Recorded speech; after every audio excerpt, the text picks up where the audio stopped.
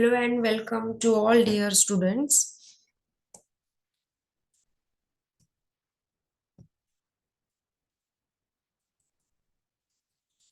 I, Miss Swati Tandekar, Assistant Professor, Department of Chemistry, Taiwolkar Mahavidyalaya Ramte, here to give a guest lecture on the topic Handling and Calibration of Colorimeter.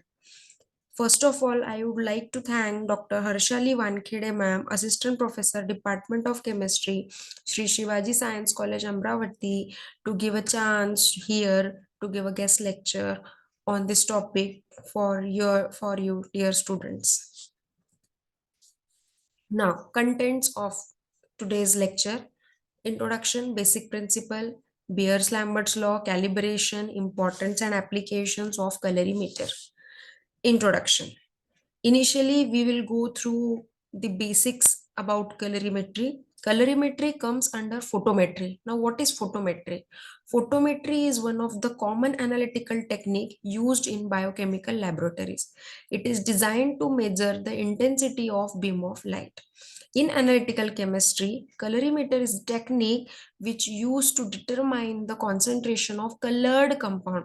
Please note student this, that colorimetry technique is used to determine the concentrations of only colored compounds in sample solution. Sample solution also called as analyte in visible region or visible spectrum of region in wavelength 400 nanometer to 700 nanometer. This region is of visible radiation, visible spectrum. It means that colorimeter work under visible region. Now, photometric principles are applied to several kinds of analytical techniques. Suppose if we measure the absorbed light or transmitted light, we have to use the instrument like colorimeter, spectrophotometer, atomic absorption spectrometer, or turbidometer. Or if we have to measure the emitted light, so we have to use the instrument flame photometer. Now, photometry. As we all know that if electromagnetic radiation interact with the matter may absorb light or may emit light, or scattering of light takes place. Now, properties of light. Light is the visible spectrum of electromagnetic radiation emitted in the form of waves. As we all know that light has both nature, wave nature and particle nature. So here we only discuss about wave. So light is a visible spectrum of electromagnetic radiation emitted in the form of wave of different wavelengths ranging from 380 nanometer to 750 nanometer. As we have seen here that the visible range is in between ultraviolet radiation and infrared radiation. The visible region is from 380 nanometer to 750 nanometer. Now, principle of photometry. There are basically 6 basic principles of photometry. We will go through this 6 principle one by one. First principle is that substance should be measured by photometry must be color. The first principle said that in photometry, the solution should be in colored form and the analysis of the solution or the analyte should be carried out in colored state. Second principle, intensity of color produced is proportional to the concentration of color. It means that if the color of the analyte is very dark, so we consider that the concentration of that substance in that solution is very high, so the intensity of color is directly proportional to the concentration. If the intensity of color is high, it means that the concentration of that analyte in that solution is also high. Third, color substances absorb light of a particular wavelength. Yes, exactly, different colors absorb different type of wavelength of light. So colored substances absorb light of particular wavelength, and extent of light absorption depend on the concentration of color. Yes. Fourth principle, a characteristic wavelength of absorption spectrum is isolated from light passing through filter monochromator. As we all know that monochromator gives a single wavelength light.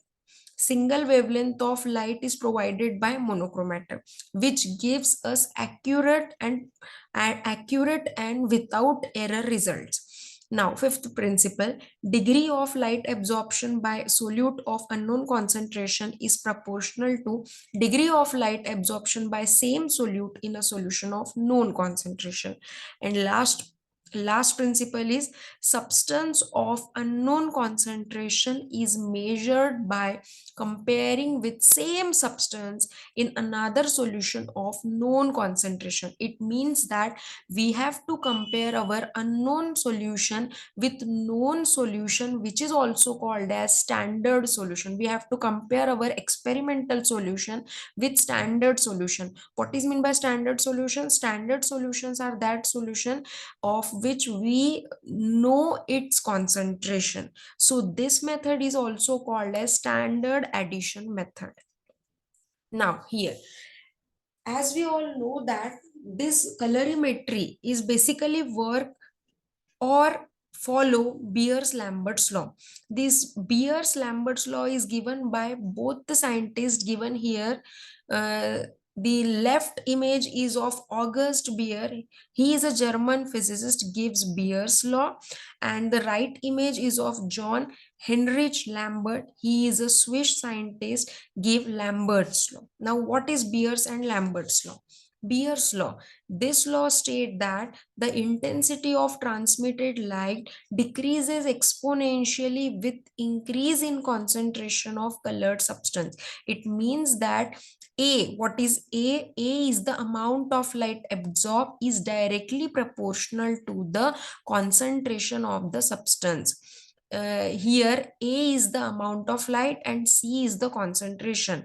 It means according to Beer's law, A is directly proportional to C. Now, what is Lambert's law? The law states that the intensity of transmitted light decreases exponentially with increase in length of light pathway. It means that the diameter of the cuvette. Here, A is the amount of light directly proportional to the length of the light.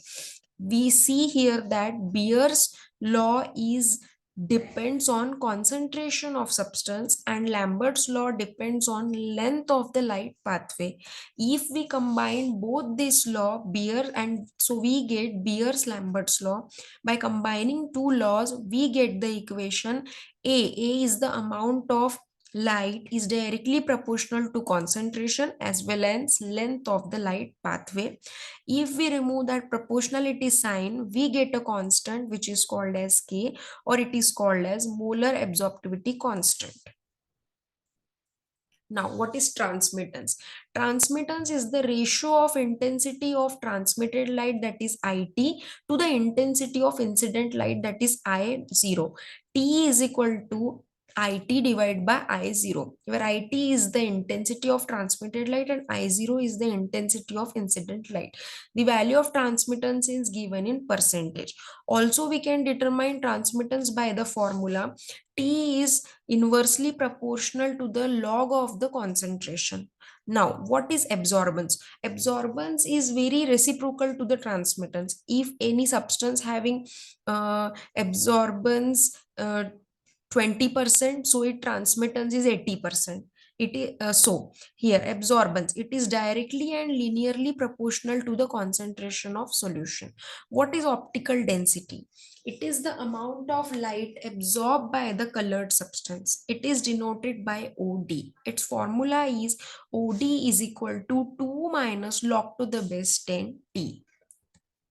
Now, this image showing the relationship between absorbance and transmittance. Here we can see that this I naught is the incident light, which is considered as 100%. If this 100% light is incident on this sample, this is a sample holder or cuvette in which this red color solution was present. If we pass the incident light which is 100%, so here we consider that here we imagine that 70% light is absorbed by the solution and remaining, that is 30% light, is emitted. This is called as IE, or may it is called as IT. This is called as percent transmittance. Now, what is colorimetry? Colorimetry is the measurement of amount of light absorbed by the color developed in a sample. Very important term here is that, as the word indicate, colorimetry, it means that here only colored solution or color developed solution is analyzed. Colorless solutions are not analyzed by colorimeter. This is the basic drawback of this method. But if we develop the solution, the colored solution, we can definitely measure or analyze that substances. Now, concentration can be colorimetrically determined if it means that we determine the concentration of any analyte. There are some conditions for the determination of concentration. First condition is that it is able to chemically develop a color with that substances. The developed color obey Beer's law over a reasonable range of concentration. The developed color must be stable. It means that the color cannot be changes or vary by time. The developed color must be stable for a particular reasonable length of time. It is reducible, sensitive to small change in concentration. Fourth point is that all loss of transmitted light must be from absorbance by substance measured. Fifth condition is that all of the substances present in a sample must be available for reaction with color developing agent. And last condition is that able to measure amount of light absorbed.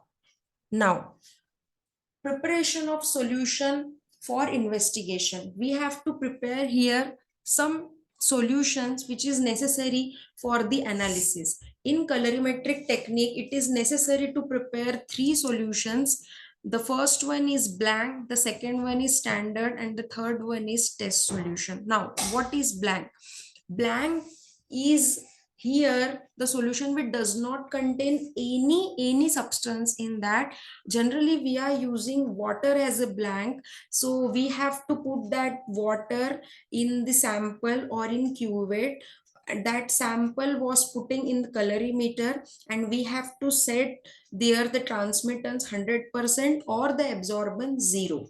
After that, we have to taken out that water, and we put analyte solution in that, so we get the proper absorbance or transmittance value on colorimeter. Or again with this, we may use reagent as a blank if we prepare our solution or analyte by using suitable reagent. That reagent may be used as blank. If we use water uh, as a sample preparation material, so water is used as a blank. Now, what is standard? Standard is the solution whose concentration is known to us, as well as its OD and concentration value is known. So, by this, we can analyze or we can calculate the concentration of unknown solution. Now, what is test? Test is the experimental or unknown solution which is analyzed by colorimeter according to its proper procedure. Now, what is colorimeter? Here this two image is of colorimeter. This image is of filter. This filter provide us a monochromatic light. Now, what is monochromatic light? Monochromatic light which provide us a single wavelength light. Now, this image showing the internal diagrammatic representation or internal arrangement of the colorimeter. Colorimeter consists of these components. The first component is the light source. This light source provides us visible light of visible region or of UV region. It depends on us which type of color we have to use. So this color is passed through the collimator. Here the collimator used as a lens. Now this light was incident on monochromator. Monochromator provide a single wavelength light. Now this single wavelength light is passed through the selector, which is considered as slit. Now this light is incident on our sample solution which is present in the cuvette. Some of the light is absorbed by the sample and remaining light is transmitted, that is called as IT. Now this light is incident on the detector which is here used as a photocell, and the transmitted light is display in digital display meter. Now the components we have here, we have to see the components which we are using in colorimeter in detail. So the first component is light source. Here if we required visible range of visible light, so we have to use tungsten lamp. If we are using UV radiation, so we have to require deuterium or hydrogen lamp. If we required infrared, so we use Nernst blower. Now, the second component is monochromator, or we call it as filter. Here, you may use three types of filters, prism, or diffraction grating. This monochromator provides a single wavelength light. Now, what is sample holder? Sample holder is also called as cuvette. It is the holder or a cell that is used for the sample solution, or for putting the sample solution in that cuvette. Cuvettes are rectangular cell or maybe square cell. It is made up of optical glass for visible wavelength, or made up of quartz for UV radiation. Common one generally used is square or rectangular to avoid the refraction artifacts. Its capacity may be 2, 3 or 1 ml depending upon the thickness of the wall of the cuvette. So these are the images of the cuvettes or sample holders. Its two sides are cleared and two sides are frozen or blurred. Now, photosensitive detector. Which type of detectors are using here in colorimeter? Detectors, the characteristics of the detectors are: detector should be sensitive, should be stable, should have linear response, short response. Different detectors are used as barrier layer cells. Here in image we see that here the detector used is photocell. So it depends on us which type of detector we required. So there are here two types of detectors were mentioned: photo cells or photoconductive cells, which are also called as photodiodes. Now, readout devices or displays. The detector response can be measured by any of the following devices. We may use these following types of devices, that are galvanometer, ammeter, recorder, digital display. From any one of these we can use in colorimeter for the display. Now, colorimeter calibration. The basic principle behind calibration is that calibration is the activity of checking by comparison with standard accuracy of measuring instrument of any type. It may also include adjustment of the instrument to bring its alignment with the standard. Now, use of calibration. Why we required calibration? Calibration is required to ensure reading from an instrument are consistent with other measurement. It is used to determine the accuracy of instrument reading. Last, it is used to establish the reliability of the instrument, that is, that it can be trusted.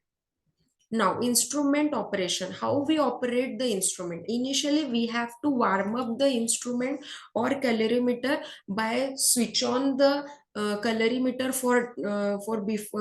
before using 10 minutes. Now we have to set the monochromator or a filter, or may we call it as, we have to set its wavelength.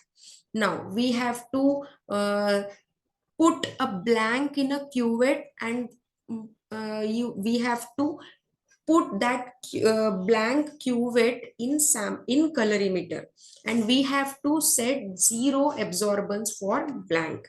Now last, we have to readjust as needed. Now we have to verify it frequently. We required at least one standard in acceptable range each time samples can be analyzed. Calibration steps. Here some steps are given for calibration. First step is to prepare stock solution. Second is to prepare a series of dilution. We have to dilute that solution from 1 to 10. Now same preparation is carried out for sample. We have to develop a color for that sample, because we know that colorimeter only analyze colored solution. So we have to develop the color by using some complexing agents. Here we have to measure the absorbance for each samples.